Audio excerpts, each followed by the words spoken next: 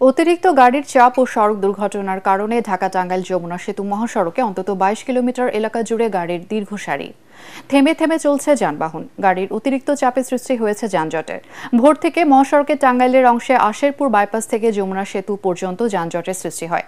এতে চরম দুর্ভোগে পড়েছে ঘরমুখ মানুষ। এদিকে মহাসড়কে যানজটের কারণে সকাল থেকে যমুনা সেতু দিয়ে শুধুমাত্র উত্তরবঙ্গগামী যানবাহন পারাপার করা হচ্ছে। যানজট নিরসনে কাজ করছে পুলিশ। সেতুই পার হয়ে পারিনি। রাস্তায় তো কোনো পুলিশ প্রশাসন কিছুই দেখলাম না। এই যে গাড়ি আলিয়া ভাবে গাড়ি, কোনো জায়গায় পুলিশ প্রশাসন নাই, সেনাবাহিনীও নাই। আমি সারা রাস্তা আসছি, সারা দিনে জ্যাম, সারা রাতে জ্যাম, কোনো জায়গায় পুলিশ নাই, কোনো জায়গায় সেনাবাহিনী নাই, প্রশাসনের কোনো লোকে নাই।